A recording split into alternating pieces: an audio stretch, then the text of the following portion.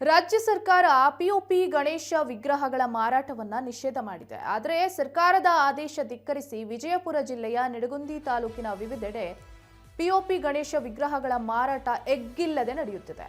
ಸದ್ಯ ರಾಜ್ಯ ಮಾಲಿನ್ಯ ನಿಯಂತ್ರಣ ಮಂಡಳಿಯು ಆಗಸ್ಟ್ 5ರಂದು ಪಿಒಪಿ ಗಣೇಶ ಮೂರ್ತಿಗಳ ಕುರಿತು ಆದೇಶ ಹೊರಡಿಸಿದ್ದರೂ ಸಹ ನಿಷೇಧದ ಅನುಷ್ಠಾನಕ್ಕೆ ಸಂಬಂಧಿಸಿದಂತೆ ಸ್ಥಳೀಯ ಅಧಿಕಾರಿಗಳು ಸಮರ್ಪಕ ಪರಿಶೀಲನೆ ನಡೆಸುತ್ತಿಲ್ಲ ಎಂಬ ಆರೋಪ ಸಾರ್ವಜನಿಕ ವಲಯದಲ್ಲಿ ವ್ಯಕ್ತವಾಗಿದೆ.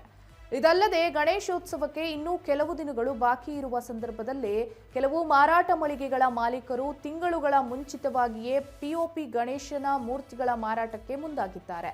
ಜೊತೆಗೆ ನಿಷೇಧದ ಆದೇಶ ಜಾರಿಯಲ್ಲಿದ್ದರೂ ಕೂಡ ಮೂರ್ತಿಗಳ ಸಂಗ್ರಹಣೆ ಮತ್ತು ಮಾರಾಟ ನಡೆಯುತ್ತಿರುವುದು ಅಧಿಕಾರಿಗಳ ಕಾರ್ಯವೈಖರಿ ಕುರಿತು ಪ್ರಶ್ನೆಗಳನ್ನು ಹುಟ್ಟುಹಾಕಿದೆ.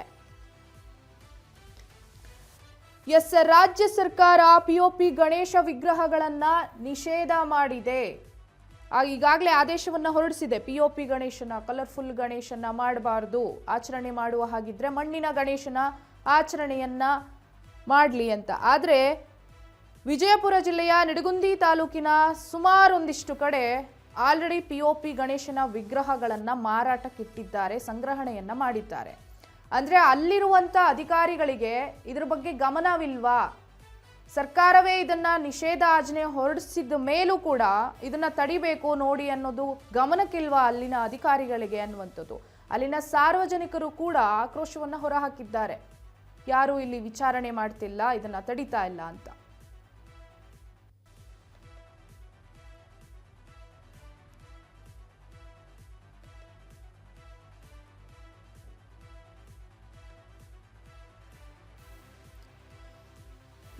ಪಿಒಪಿ ಮೂರ್ತಿಗಳ ಮಾರಾಟಕ್ಕೆ ನಿಷೇಧವಿದ್ರೂ ಕೂಡ ಮಾರಾಟಕ್ಕೆ ಮುಂದಾಗಿದ್ದಾರೆ.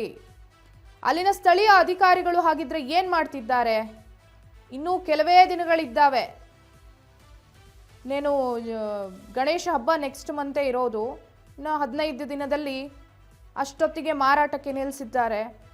ಅಲ್ಲಿರುವ ಸ್ಥಳೀಯ ಅಧಿಕಾರಿಗಳಿಗೆ ಇದು ಕಣ್ಣಿಗೆ ಬಿದ್ದಿಲ್ವಾ ಹಾಗಿದ್ರೆ ಅಂತ.